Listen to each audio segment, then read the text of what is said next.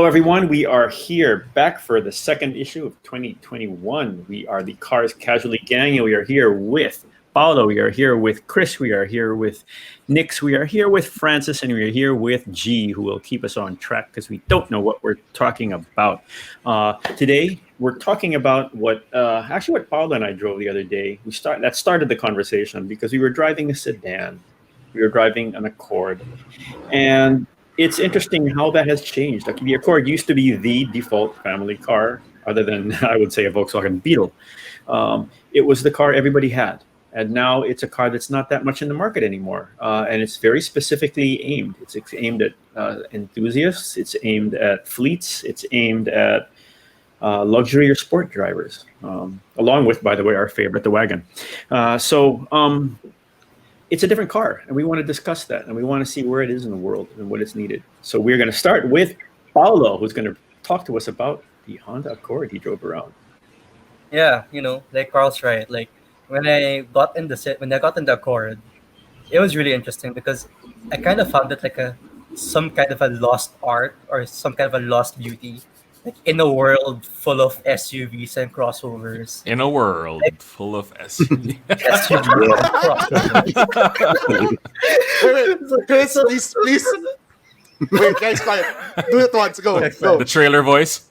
Yeah, in a trailer world full of SUVs and crossovers. Right? Like Carl's right. Like back then in the 90s, like when I would like go to school, like I would see like usually Accords, Camrys, Corolla, Civics. Yeah. Those were the cars that dominated our roads. Whether you're a family man, you're a single guy, or a working guy, like those were the cars that were really popular. So Yeah. I mean, like I was thankful that I felt thankful that we still have the Accord, cars like the Accord and the Camry with us today, although they're not as popular anymore. But like their identities changed from what they are back then to now. Now, first with the Accord, what I first noticed was how much bigger it got compared to the last generation models. Like even if you look at what we have now is the 10th generation. If you compare this one to the 9th generation, there's a huge difference with the eye test when it comes to length and the width. But then I realized, of course, it should get bigger and wider because the current generation city is also way bigger than the last generation. So it should come as automatic. Now, when it comes to exterior first, like one of the most appealing parts of the Accord is the front and the side. You can see with this one, it has the same design language Honda's integrated with cars like the City, the Civic, and the CRV, with the grille and with like the LED headlights. For this one, it has full LED for the headlamps, for the DRLs, and for the fog lamp. It has 18-inch wheels. I also like how it has a fastback look, similar to the Civic. Coupe-like look. Yeah. Yeah. Yeah. And I like the wheels. Yeah, it's 18-inch alloys. It's pretty unique. Yeah, how are those wheels, Paolo? Okay, there's a story behind this. They're pretty good. They're pretty good. They're nice. They're nice. Why? What did you do to the wheels, Paulo? Oh no, Paulo. Or what did you not do? We had What a did you discussion not on do? wheels. Yeah, We had a discussion on wheels. So, Yeah. and Yeah. I'm right that he's wrong. Oh. And we'll leave it at that. Yeah. Okay. Like it's like I think when you compare the Camry and the Accord, the exterior design will have a huge play in it because you're gonna be purchasing a premium car in the executive sedan segment. So the looks will really play a big factor. And like nowadays, it's not just all about luxury. I guess like the modern consumer, even the brands, they try to plug in a bit of sportiness into it. But what I like about the Accord is that they don't do too much with the sportiness of the car. They make sure that they still integrate some of the luxury because in the end, at least personally, Yeah. the luxury parts of this kind of car outweighs the sportiness. Because if I want a sporty Yeah. car, I mean, I would get the Civic RS, right? Mm. So I like that they still sided more to the luxurious side, and we will get into more of that when we talk about the interior. Yeah. Well, that's actually really interesting to me because that's an evolution that we've been seeing for a while. These executive sedans, I mean, they're actually called executive sedans because they were once upon a time very focused on Yeah. luxury and comfort, and not so much on the sportiness and the drivability. If you look at the first generations or the previous generations, the designs were very bland. I mean, they were pretty much Conservative. what if you- conservative, yeah. Or the cars were what executives would buy if they couldn't afford a 7 Series or if they couldn't afford an S Class. These would be the next best thing. And now you can see that they've been shifting towards a more sportier angle. Mazda, I think, started it with a Mazda 6. It was their Yes. Yeah. Yes. Yeah, it was their basically executive car offering, and it was very sporty and very drivable. And suddenly, Toyota and Honda, and even offerings from Hyundai, and pretty much everybody Yep. started shaping their executive cars or mid-size sedans. Midsize. Actually, in the U.S., they're not even called executive cars; they're called Yeah. mid-size sedans, right? So they're just bigger cars. It's only here in the Philippines where they're called executive cars In the because US, they're what the executives drive or ride in. You know. Yeah. In the US, So- they're geared towards fleets more than What's- executive. Yeah. What's interesting, Chris, though, is that the Accord started having the coupe version. So this is like the sporty version as early as 1997. But Yeah. they made their last coupe 2017. So you can see, like, I guess, in line with what you're saying, when everyone else was being executive, and so for the Camry, they were trying to mimic what Lexus was doing. Well, because they are one and the same. Honda started more in the sporty scene, and then slowly injecting Yeah. luxury. And then what we have today is something that's more luxurious than ever. But look how sporty But this Accord Yeah. looks. I mean, Yep. it's very I like sleek. the side. The wheels are definitely sporty rims. I mean, the design is very sporty. It's not how it used to be No. a while Oh. back. There was a Um, early on, when these cars came out, in particular in the U.S. market, and these are largely U.S. market cars. One of the things that the industry found was that one of the reasons they kept choosing the Camry over American brand sedans of the time was that the American cars were actually trying to get a little bit more funky design-wise. And what they found was that, no, we want a basic, clean, simple family sedan. So that's why Yeah, at that makes sense. time, there wasn't that impetus to make it sporty. You're right. It isn't considered an executive car in the Philippines, but in other countries, it's really just a sedan. Sedan. Yeah. And it's a fleet car. It's a simple car. It is the same. We call the Camry a no-brainer car, right? Because there's no question to buy it. It'd be a good intelligent Yeah. choice. Yeah. Same thing there, but much larger numbers. Now that's all changed, of course. There's a much stronger thrust in terms of design, sportiness, and so on across the board. And interestingly, who did that come from? The Koreans, right? They were the ones who really pushed the design language forward. Yeah. In an attempt to get the market share from these other brands that had it. So yeah, it's really interesting because what is positive now, stronger design language, more sportiness, and so on, was actually, when these first started, not necessarily a positive. It was actually a negative to some brands in that market. So Yeah. very interesting. Yeah. Anyway, go ahead. So even the Camry now looks vastly different from how it used to be. Oh, yeah. You can see the evolution. Yeah. Sorry. You have Tiny photos, picture. right, Nix? Yeah. Yep. Yep. I have photos. When you were saying, Nick, it entered NASCAR sometime. Yeah. Okay. You want to go through the visual history of the different cars already, or we could? Yeah, I guess we could. Okay. I mean, we're talking See, the about Camry looks very conservative still, but much sportier than it used to be. Look at that grill. Yes. Mhm, mhm. Yep. Look at that Yeah. overall shape. Like Yeah. like if it was just rear-wheel drive, it looks like a legit sports car. Actually, yes. Okay, but okay. So the visual history of the two Tito cars. Are they Tito cars, Paolo? Are Then I'm they a Tito Tito cars? then. Okay, Okay, so where are you starting?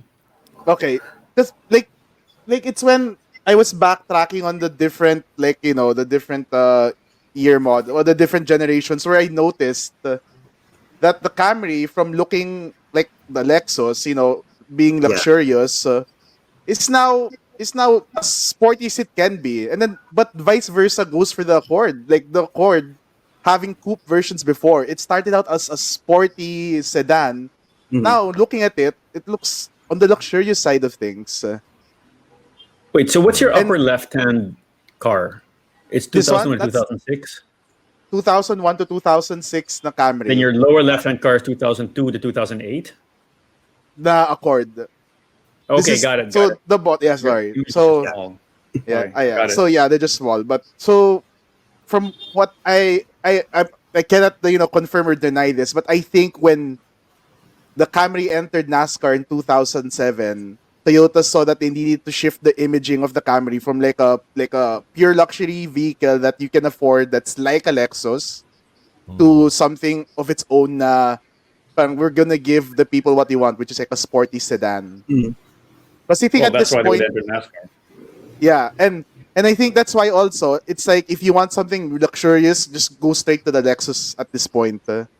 With like the price differences getting closer, That's true. That's true. diba? It's also a good marketing strategy. Yeah. So, but I don't know though on why all of a sudden, if it's sales wise or whatever, why the Accord they stopped making coupe versions. I Maybe guess it's because of the more Civic. sales. Yeah. Yeah. Well, the sales also. People aren't really buying coupes that much. As Chris said, it's a crossover crazy world. So So, how do you guys feel about the sporty evolution? Do you think they should stay as stately cars, or are maybe a you bit. guys okay with how they're evolving into much sportier iterations of themselves? For me, yeah, I guess Mm. it can. I mean, they can play around a bit because they're also trying to reach out to a younger market, which you know can afford these cars now and hopefully will buy into them. Uh, I guess there for me that's my take. I don't know about you guys. What's also Mm. interesting is how these cars have evolved in size over time. Because Oh yeah, if I'm sure if you look at the dimensions of like early 2000s or late 90s Accord and Camrys, you'll find that they're very similar in size to like the Civic or Yeah. the yeah. Corolla. Today's Corolla, Yep. and today's Civic. Actually, Yeah. the So. upgrades.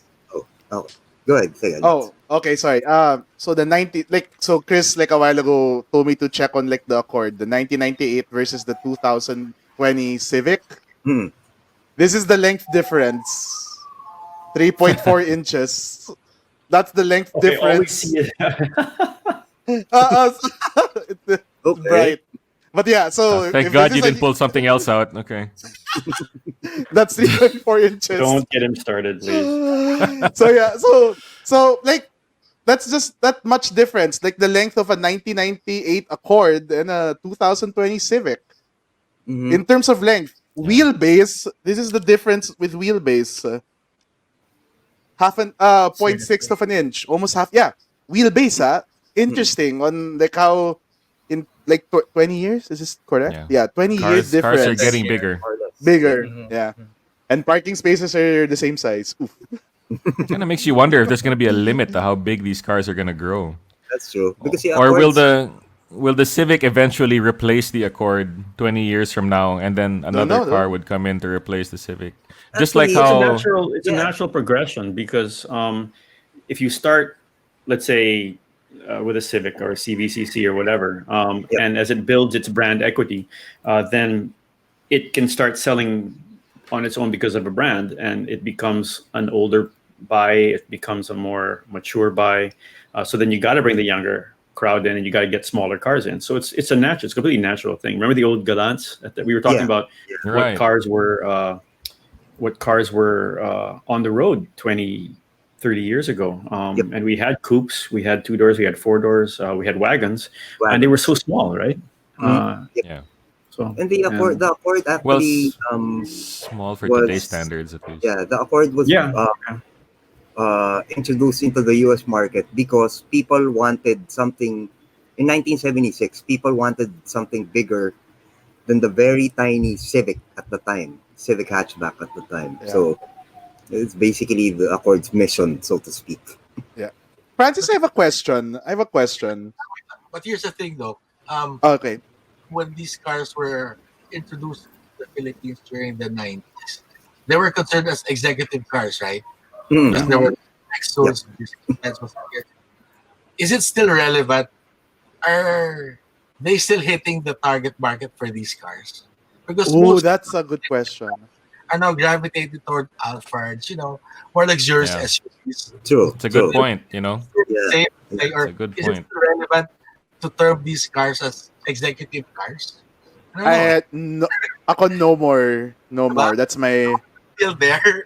You have I Lex. just heard them more than That's a good point because, yeah, I noticed the executives are driving crossovers now or riding crossovers now, right? Or Yeah. actually, they're not driving anymore. vans. They have drivers. being Yeah. chauffeured in vans. No, I meant the cars that they're buying now to drive or to ride in are either nice mid-size SUVs or vans like the Alphard, comfortable vans.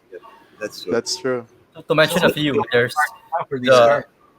Makes you when wonder. it comes to them, Sige, when sige it po. comes to them driving, Well, they would have the Fortuner, the Montero. If yeah. they want to be driven, they would get a Land Cruiser or an Alphard or even a Grandia.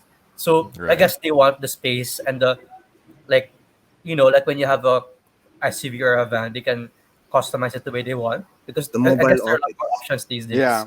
Yeah, because of the traffic, mobile But or Francis, how does the tuner market yeah. I'm look at curious these about things? Because right now, if you're looking at it, it's actually sedans you should be tuning, right? If you're not going to go sports car, Are and you're there not going to go crossover. Accords and Camry Interior too. Yeah, I guess for these cars, they're mainly modded for aesthetics. Because given the weight, the size, they're not really going to go fast.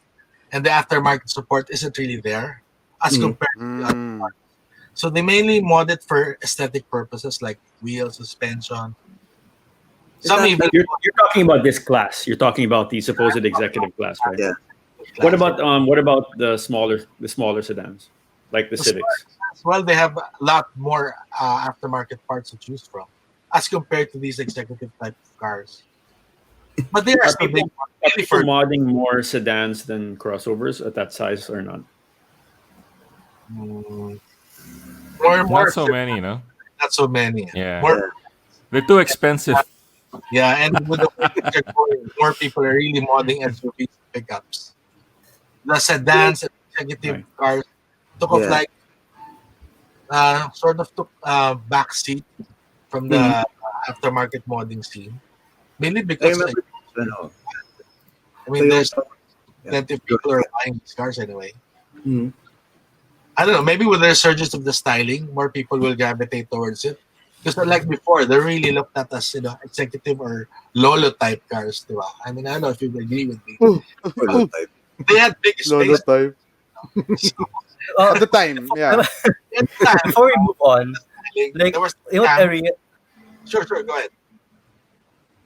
Okay, sorry. I realized also, like when I had the Accord, the reason why, maybe one reason why people don't really buy the Camry or the Accord anymore, because the European luxury cars, they're a lot more affordable nowadays, and there are a lot more options. So Absolutely. Yeah. Yeah. the prices, for example, of a CLA C-Class. would be similar, or a Yeah. C-Class would be similar to how the Accord is, because this Accord is priced. It only has one variant, and it's priced at 2.308 million. You So- can get a C-Class for 2.9 million, more or less.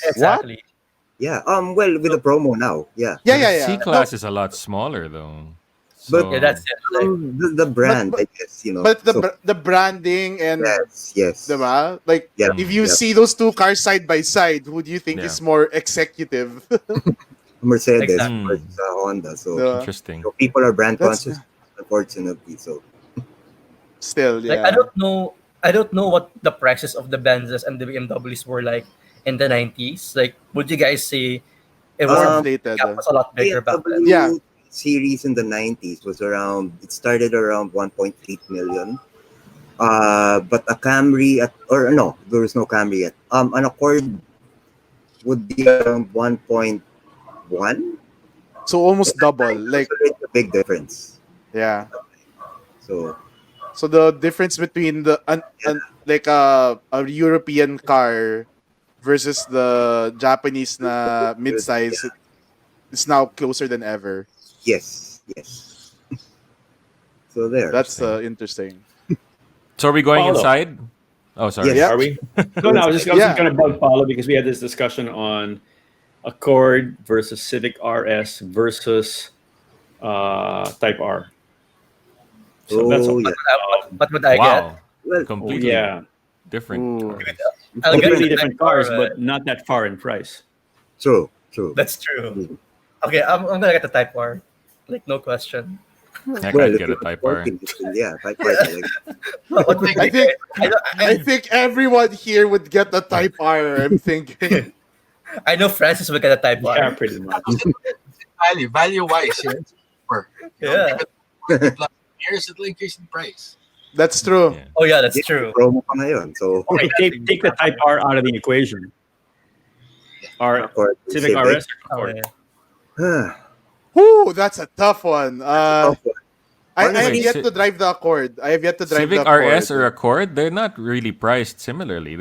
That's about 600,000. 600,000. 600,000 pesos It's not- apart. It's not similar, but they're not that far from each other, especially when you include the Type R within that batch. You do get a lot of car for the Civic RS. I mean, comparing it to the That's the Accord. thing. I mean, are you getting enough of what you want? Because to me, the Civic RS, gives me so much of what I would want in a car. Yes, that's the thing. I need to go to an Accord. It depends it's on what not you're like looking before. for, I guess. Yeah. If you want to enjoy the back seat of the Accord is so much yeah. better than the Oh Civic yeah, RS. Like, definitely. But so if that's where you're gonna be most of the time, that definitely spring for the Accord. no, But if you drive more, definitely the Civic RS is more than enough. If you Oh, yeah. want to Oh. drive it. then there's the Type R. Personally, yeah. I mean, I would go for the Civic RS but now the Type R is in the equation, so Type R, of course. Okay, this is the Camry. Camry Yeah, it's Camry. Interior. So going What is inside, the interior. Okay, going It's always inside. been the strong suit of the Camry, the interior, especially the back Not- seat. I don't know. This like okay, the space of the back seat of the new Camry is nice. I really like it. But Mhm. when it comes to the infotainment system of the Toyota Camry, I was disappointed. No, like- it is. It's not as good. It's not. Yeah, as I mean for something that you're paying already at this point good money in the 2 million peso mark. You're having like the similar head unit or even the same head unit of a Vios. Like come on. Come on. But note that this is a Camry of 2 years ago, right? Yeah. So- Yeah, I Wait. don't know now. Like I the don't, head think, unit I now. don't think they really upgraded it. Not unless. Yeah, but then we haven't heard of any updates or upgrades as far as Or we know. facelift. This is still what's being sold. Yep. Yeah. Remember, the Camry With is minor really differences. yeah, the Camry is really a bread and butter vehicle. Mhm. It doesn't have the same. It doesn't get the same attention. It's just a standard stalwart performer. Yeah. Compared to the Accords interior that you see here, Wow. Yeah, it's, look at it's that. a lot more That's modern, insanely good. a lot Yes, more updated. Yeah. It may be more expensive, but it feels like do you've get a paid lot for more. it. Yes. But Toyota is starting to pay more attention to their not electronics. What do you call them? Their Standard equipment, infotainment system. standard infotainment system. They're starting Yep. where they did not pay any attention at all. they're starting to pay attention now, as we saw from Yeah. the Fortuner, with a Oh, much yeah, that's better true. head unit than we've seen from Toyota in a while. So hopefully they apply it to the rest of the range. Yeah. I think they will. I think they But it will. was never really a priority for them. It was always the materials and I guess like the Fit and overall finish. comfort Yeah. level, fit and finish, build quality. Of course, that comes with a Toyota.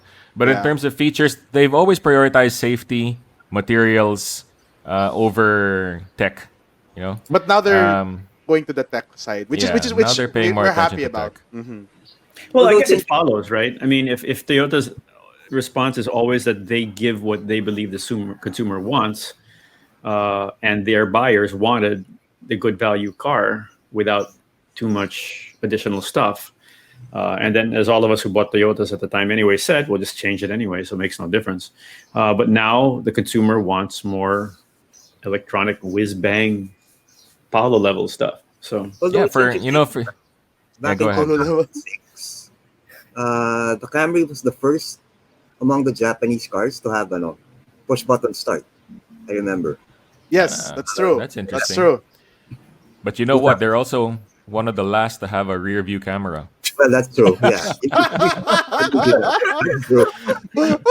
So It took them a while to put a rear view camera on. Like Yeah. for a while, only the high end ones had a rear view camera. When rear view cameras were starting to get very popular, Popular. even with other manufacturers, low They end didn't or have- entry level models, and that was and now No, even cars okay. like the Suzuki Jimny, the tiny Suzuki Jimny, have a rear Yeah. wheel, The- rear camera. no, but okay. In Even the the- well, Camry's defense, okay. In the Camry's defense, though, it had 360. It had 360. The Yeah. one the sonar in yeah. their defense, the sonar. Yeah. True. That is true.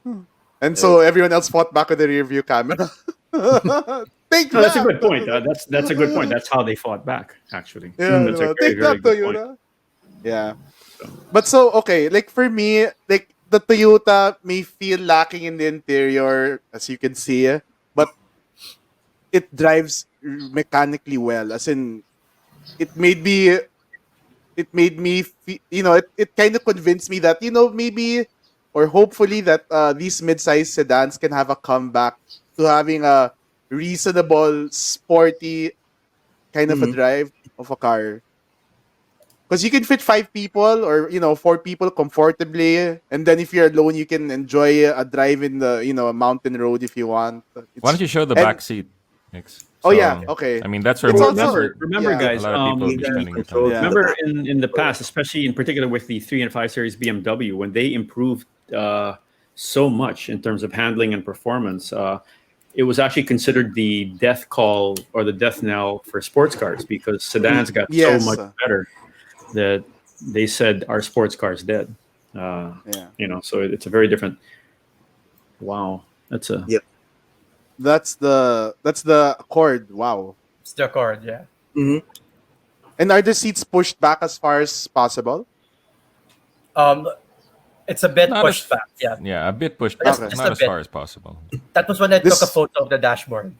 Okay, yeah. Okay, so yeah, that's pushed back. This one. So I think maybe the Accord has a bit more leg room, maybe A by bit an more inch or leg room. two. But the thing with the Camry is, ever since 2004, I think, the rear seats could be reclined. Yes, so is the this power- one. Rear Yeah. seat. Yeah, That's This has right. reclining seats also. yeah, reclining Does seats. the and yeah, Accord have control. reclining seats? reclining front or rear. Although Rear. There, that so thing, rear. I don't know, Carl, if you remember that those reclining seats came Yes. from the old Galants. It came from the old Galant. That was the first time those Sigmas Super with a little Galant. lip on the back. The 80s That was and a big deal. 70s, yeah. Yeah. So- and it was a tiny This thing. one's power. Big deal. Yeah, and then they have controls for the aircon, and now I think for the infotainment or stereo, Yeah. the Camry. So, pretty much for executives talaga. Yeah. When it You comes to guys- interior space, sorry. No, go ahead. When it comes to the rear interior space of the Accord, I tried it. I put the driver's seat on my driving position, and I sat in the back. I was able to cross my legs normally, Yeah. like for a long How tall time. are you? For reference, how tall are you? I'm 5'7". Okay. Oh yeah. Okay, we're looking at the Accord rear right now, correct, Paulo? Yeah. Yeah, it's the Accord rear. Yeah. So this It's is a lot it's of a leg. generous amount of space. Okay, I wanna also compare the rear armrests of the two cars. I know it's a Oh, tiny That, detail, that's a good but point. Yeah. what I noticed kasi with the Accord, it only had this compartment for two cup holders. But from what I remember, when Chris had a Camry from 2 years ago, it had a cup holder, but it also had aircon controls on the Yes. armrest. it So, and That, it that's all what I was it mentioning. also Yeah. had the parang seat reclining Yes. recliners. Correct. so when it comes Yeah. to features of the back seat, I guess the Camry Camry wins. would have Yeah. Yeah. Camry would Because have that one. even our 2010 Camry already had that. So Yeah, even then, and that was just a 2.4 model. So even then, talagang geared siya for Yeah. chauffeured So passengers. again, that speaks towards the evolution, Yes. Mm-hmm. or maybe even the philosophy of Honda and Toyota are very different in Well, the sense I remember they like Toyota. Yeah, the they so president now, he was yeah. saying that they want more sporty cars, no more boring cars. So I guess that Well, if that trend continues, we're gonna see less controls at the back, and actually, yeah. we're gonna see more driver-centric features installed in these executive cars, as maybe Yeah. the executives are moving towards the Odyssey and the Alphard. Yep. They're trying to get these cars to be more sporty and more drivable, more enjoyable to drive. The thing is, we're all talking about this, about the Alphard and the Odyssey and so on, but that's in a lot of ways that's really just a Philippine market thing or an Asian market thing, because that's That's not the case. You would not be getting an Alphard type vehicle for an executive car in the US or in In Yeah. Europe. the US. Yes. Yeah. It's Yeah. just You a really function of would not. pricing. Yeah. It's a function of pricing. I mean, for an Alphard, you get like first class flight levels of space Yeah. for And cheaper than a 7 Series. That's probably the reason why. Maybe in other markets, a 7 Series or a Lexus executive sedan would be more attainable. But I think Well, also also maybe not because they quite would not here. have drivers. Basically, yeah, remember, there was almost all these True. things are the Alpha. Yes. Things like the Alphard. here in the True. Philippines we have a driver we have a chauffeur culture na like compared to, let's say, the US, where like dominantly if you want to go around you have to be driving or an Uber. that's true. So there's that trend talaga. Although I And remember in Hong that's Kong seeing a lot of Alphards, as in I was surprised. Parang, wow, people love their Alphards over there. Where? So Hong Kong. Hong Kong, yeah. Well, okay. It's a van, basically. Remember, it's a people moving van. Mhm. So what you're seeing is fleet cars. You're seeing people movers. Yeah, I You're guess. maybe. seeing, and they're not. You can't exactly have an easy sporty drive. You can. There are great places to drive in Hong Kong, but they're not. It's not as accessible. Accessible. Mm. Yeah. Yeah. And they also get rid of their cars far more quickly than we do. That's true. Okay. So after Actually, I talking have a about the question for interior, Francis. okay. Okay, sorry. After the interior, are we talking about driving, like dynamics? No, not yet. Not yet. Okay. We're talking about a third entry into Oh yeah. our The comparison. What's this Our third wild entry? card, Oh no, a wild card or you could appears. say a disruptor. Yeah. Another choice in the segment that's been creeping up in This- popularity. This isn't scripted. No, it's not. No. We're talking about the Mazda 6, which basically, okay, the Mazda 6 is a relatively new entry. It came in 2004 thereabouts, and with Mazda's philosophy since then has been zoom zoom. So sportiness. It introduced sportiness into this segment, as Chris and Nick said before. These cars were more geared towards executives, chauffeur driven. And here comes the Mazda 6. In fact, I remember there was a commercial or print ad of the Mazda 6 back in the late 2000s. Something like, if I'm not mistaken, it was something like the tagline was something, or the slogan was like, fire the driver. Because, you don't really need a driver. You want to drive it for yourself. Sounds like So- a Francis thing to say. Francis, So, ah? diba? Wala, diba, Francis? So, exactly. yeah. So, speaking of, our tuners going more Oh. to the Mazda 6 or Well, style-wise, man, the Mazda 6 is hard to beat style-wise. I mean, it's Yeah. just one of those cars that you can just leave it as is. I mean, for me personally, Yeah, after I did the Mazda Yes, 6, I agree. the 3, the sedan, or even the wagon. the wagon, It's just yes. one of those cars you can leave as is for me. And that's the thing. It's so neat. There's nothing Yeah. to do about it. Wait, Well, so remember, Francis, you're Mazda's the- saying Mazda is the one here that actually has to fight all of them, right? It's a Yep, smaller yep. company. In a lot of ways, it's always been sport oriented, and thankfully, the engineers and design people within Mazda have still fought for that to be included. ganda. So they've managed to happily the bean counters at Mazda listen to the engineers, and we've met with the engineers and the designers and so on. And you don't actually hear a lot from them, but they're actually extremely passionate about what they do. And people luckily, out there, the finance and bean counter types kind of let them do their thing, and so it's a good combination. But Mazda, here's an example. Mazda very clearly said that for this market, they are aiming at, as an example, the wagon, the Mazda 6 wagon, which we all really like. Yep. They say, it's a sports call. It's really very clear. That's not going to what we would call a mainstream market. That's going to sport enthusiast buyers.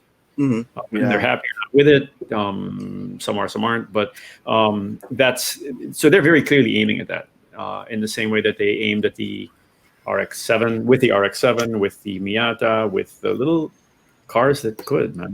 They just made great little cars. And there's this point where they had this Mazda had a matchup with Ford, right?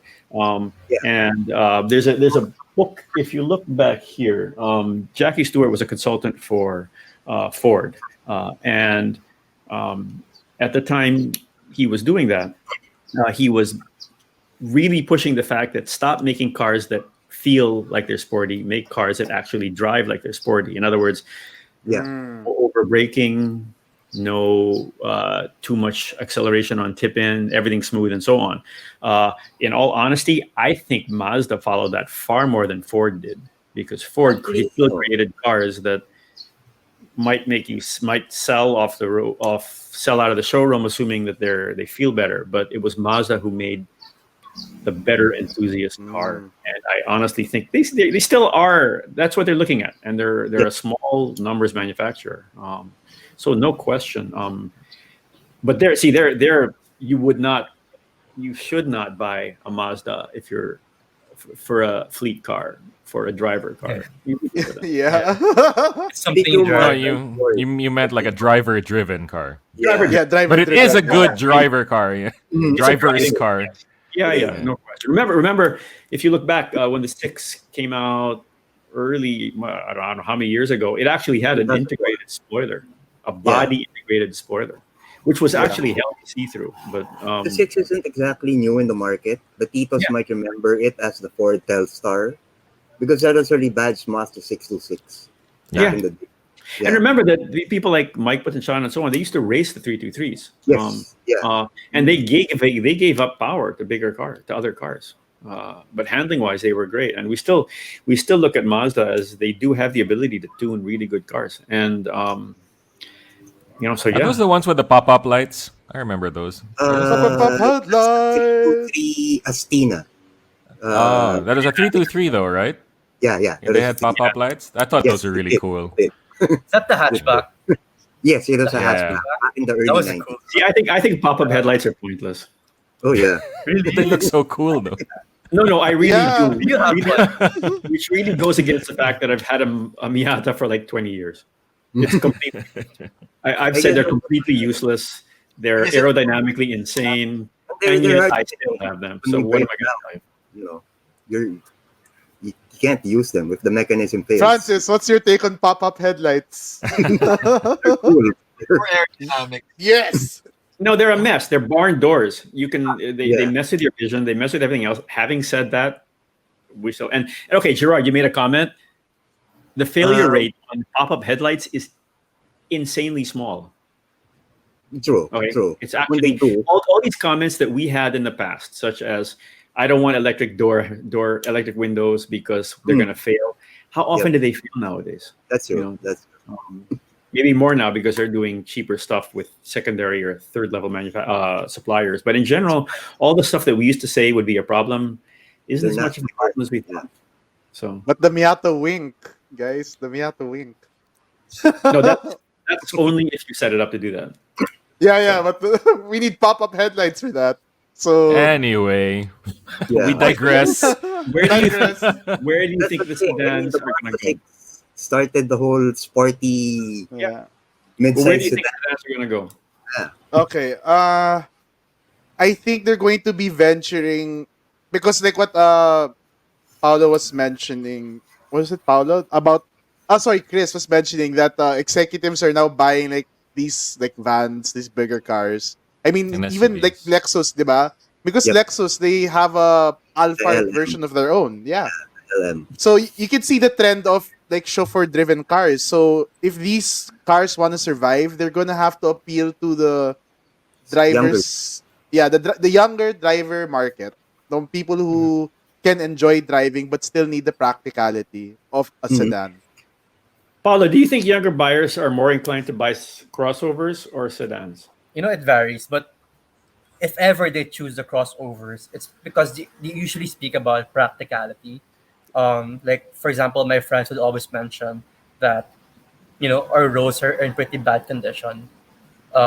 They feel uneasy about having a sedan as a daily driver if they can go for a crossover anyway. What would Which you go? you know, uh, No, seriously. I kind of share the same sentiments. I mean, if I'm gonna buy a car that's like a passion car, something I'm passionate about, Mm. I would go for a sedan. And for example, a Civic RS. But like when I've had the Civic before, like a couple of times already, um, I found like it'd be kind of difficult with our roads, especially when I was driving it every day. Oh, yeah. But if we're talking about just the car, like not considering the traffic, the conditions of our roads, I would go for a sedan. I would go for a sedan because if we're talking about space, um, some sedans like the Civic have a pretty generous cargo space. The Mm. rear seats, we mentioned that the Civic is now bigger than the last generation, so there's enough size for what I need. So I don't really need a crossover. But because of all the external factors, in the end, if I'm talking about my own money, I might still go for a crossover. Makes a lot of sense. Yeah, yeah. But why do you think someone would buy a 7 Series over an X5? Huh. Is it just for show? I mean, yeah, because I guess you can skip being practical when you're at that level. Yeah, I guess it's more You don't have to worry about practicality. It's just Yeah. Wait, the Yeah. 7 Series is the 7 Series is more comfortable than the X5. Yeah, that's true. yeah. That's true. Well, a lot of these cars Also- are more comfortable than a Fortuner or a Montero. Well, Or, okay, you got to take the Fortuna Montero away because they're basically truck based. Pickup Okay, so based. that's a different discussion. And actually, I think that's a discussion. There's a discussion I wanted to have here, which we don't have I time guess for. you But could are compete more towards, the crossovers that much more? the CX9, No. CX8 market. They're not trucks. They're Yeah. crossovers. Are they that much better? Other than for things like thicker wheels. well, Are no they matter built that what structured? crossover you put in the equation, the Accord and the Camry will still be more comfortable. I think. Oh yeah. That's true. No matter what, unless you're talking about like high-end mid-size crossovers, Yeah. like in the Lexus range, Mm. or yeah, I think the Camry. If we're talking about comfort, the Camry and the Accord will still Yeah, will still and be better in that area. and for me, yeah, like a lot of people think that like with like crossover, it has parang with the ride height difference, it's gonna make driving terrible roads better. For me, I don't see that. I don't get that logic. I think Francis, you agree with me because if you look at the height difference, it's probably around only that much from a sedan to Yeah, crossover. It's very that's little. very true. There's one time we parked some cars together. We realized, you know what, the sedans are actually they have better ground clearance than what people are buying as cross Yes. because they Yes. feel they need to go. It's better on rough roads and so on. I'm like, Yeah. okay, here's another point. Pouring rain. What are you more comfortable in? pouring rain. If it's What would you flooded, rather go? No doubt, I'd Okay. rather be in an SUV. No doubt. I Yeah. mean, no, but crossovers are not that much higher. Even the exhaust. still, I mean, they're No, they're that- like Well, they're like 5 millimeters higher. But then the peace of mind it gives me, that's yeah, Okay. yeah, Okay. That's- 5 millimeters higher. That much difference, Chris. Yeah. Okay. Yeah. Here's the thing. I'm kind of the reverse on that. I mean, if you're going to go through flooded areas or something, fine. But if you're going to go through, you're going to hit a patch of water that might pitch you around. I would You're rather better have in the the hand. yeah, you're Yes, closer to the you're- ground. You're better off with the sedan. If you're Yeah. gonna For hit the example, if you're water. in the Skyway, right? Yeah. Yes. See, of course, we're Yes. going to go over to the whole all-wheel drive Subaru thing at this point, right? But Okay, okay. it's It's I'd rather have the hand. Yeah, if yeah. it starts pouring, I'll just slow down anyway, so it won't really Yeah, matter. But That's only if you can control it. And let's wait. let's look at it this way. This is a different market because Oh you're wait, talking Francis. You about want to slow say something, speeds and Francis? so on. And if you have high speeds on highway drives in other countries where you suddenly hit a patch of water, it's very, very different. Francis, you were saying something. No, I was just saying that it doesn't really matter whether it's a CUV or a sedan. When you're talking about floods, I mean, if it's really that high or deep, no one There- really, diba? No one really True cares. too. Unless you're- unless you got a raised pickup with a snorkel, No, you're just exactly. screwed. So, You're Remember- just screwed either way. yeah, you're screwed either way. So, I mean, just when a flood appears, everyone stops. It's a natural thing here in the Philippines anyway. So it doesn't matter Yeah. what car you drive. If there's a Yeah. flood, everyone stops. Whether Which it's is the right thing to do. diba? I mean, would you really risk it? Diba? Yeah. Not like Yeah. So and if you again, really want to be, the age bracket. I mean, I don't blame Paolo if they're gravitating towards the crossover types because it's also the lifestyle. You have the outdoor thing, which is Yeah, the theme. It's the theme that it projects. Okay. If it's a question of outdoor ability and so on, compare a sedan and an SUV and a crossover SUV of the same size, and which actually has more usable trunk space. oh, Compare, that'd let's be say, a interesting. Civic and the Civics. What would be the Civic SUV that you would compare to? CRV. I Okay, think. Yeah. what has more Probably space in the CRV. back? More usable space in the back. Well, Definitely a if you know CRV. all objects, a CRV talaga. Do you really Yeah. think? Do you really think that? Because measurement-wise, it might be taller. Yeah, it's taller. No, we're talking about usability, right? So No, if we're usability, talking so about I'm saying, luggage, what would you- if we're just talking about luggage, then the Civic Civic. might actually have more. Yep. But I'll tell you what I did in a CRV that I could never do in a Civic is that I fit a whole drum set in there, Oh, okay. Okay, like okay, an entire that's drum different. set, Okay, which I could never do in a Civic. Yeah. that's true. Why do you have a drum set? Are you a I was drummer? in a band. Why not? I Why used to not? be in a band long time ago. Yeah. In the galaxy far away. Another generation ago. Okay, you could also put an unfolded stroller in the back of a crossover that you couldn't do in a sedan. That's correct. True. Yeah. Yeah. But like what I Of course, tell we're people talking buying about- cars. Oh, sorry. Yes. So we're talking about the third row being down, right? Yeah. Yes, yes. If there is a Yeah. third row, Yeah, the if there is CRV. a third row. CRV has a third row, but there's not much space behind it, so you Yeah. have to put it down. To utilize the cargo space. True. But that's All right, so another basically topic of what we have talked discussion. about- Yeah, that's a whole nother thing. So basically, we started off talking about the Accord as a jump-off point to do we like sedans? Do we not like sedans? Where is I their missed point in the them. world? One thing I've seen is that one thing we've all seen actually is that we keep pegging these things as are they SUVs, are they crossovers, are they sedans, and yet we've been testing cars that kind of blur the lines, right? We had the whole discussion on what exactly is a van because of the G50, and we're seeing all these melding of things. And then there's another thing that I saw, which was if you look at all the photos of what the future car would look like in cities from 20, 30, 40 years ago. There were all these amorphous shapes that were meant to be a bit more efficient. And that kind of lends us more towards, I guess, crossovers than sedans. Yep. So what do you guys? Okay, here's one. One of the most interesting cars I saw as a concept car recently was that Lexus all electric, and it was this car that wasn't one or the other, right? It was actually technically an SUV, which is also like what's the electric Jag we tested, right? The E-Pace. It's technically I-Pace. it's technically an SUV, and yet it doesn't at all feel like it, right? To me, it felt more like a sporty sedan. I think concept Yeah. cars are based on what is hot On at demand. the time. 'Cause I remember back in when I was younger, I'd see these concept cars on the supplements of Newsweek and Reader's Digest.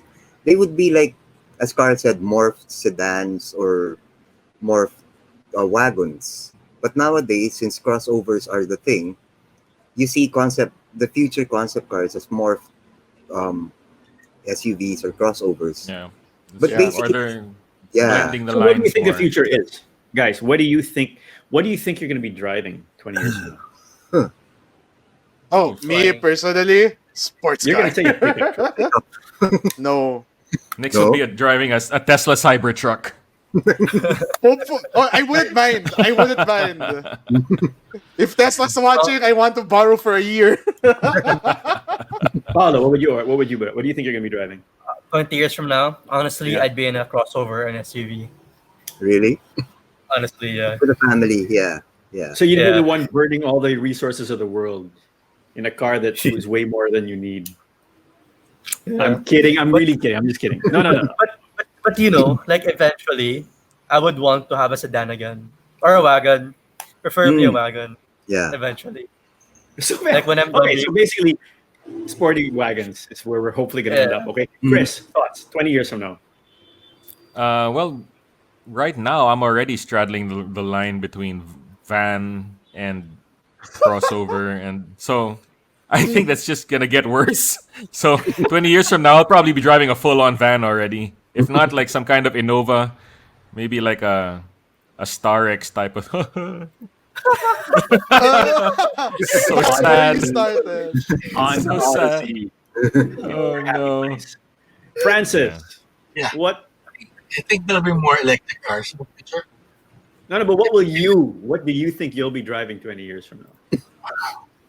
And will it be tuned? SIR. Yeah, it better be tuned. Well, I It hope might to be a be Civic SIR. You're right. one with an internal combustion engine still. No, 20 years from now, Yeah. Francis is going to be driving a Type Type R. R as a classic. Classic. Francis, Classic. 20 years from now, most cars will be either hybrid or electric. You realize that, right? Yeah. And we'll still be driving Yeah. Type R's in Miata. Combustor die. Yeah. So there. Gerard, what would you want to be driving 20 years from now? I guess I'd go for honestly I'd still go for a midsize sedan. I grew up on them and I wanna go You know. yeah. what would you Cyberpunk have, truck. Carl? And I guess electric at the time. So Same Miata I have now. I don't know. yeah. In a Still museum. be I at don't- 20 years from now. No, it's. I don't know what I would be driving. I like some of the technologies that I'm seeing in cars, like the ones that meld appropriately, like that like that Lexus concept, like the Jag, like the Taycan.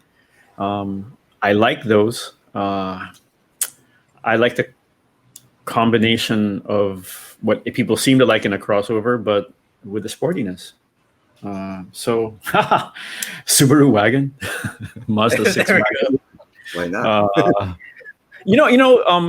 The road and track guys many years ago, and well, okay, they were also the ones who had the question of is the sports car dead because of these hot sedans, right? But they also said at one point, what is really the best car? I mean, given what they know all around, what's the car that's the best for most people? And they actually said van. and not even minivan. Huh? They're talking about, you know what, the big Ford Midsize van. Transit vans or whatever. Yeah, It's yeah. like, those are really what everybody needs. Or club wagons. Yeah. You know, but Best for you know, everyone except the driver. Yeah. yeah. But remember, I hate most driving people, those things. yeah, no, I agree with you completely. Which is why I like the Odyssey because I enjoyed it. But Yeah. but on the other hand, they were also looking at a world that where I mean, they already knew they were niche, right? It was road and track. Mhm. They already knew they were a niche community Yeah. in the world.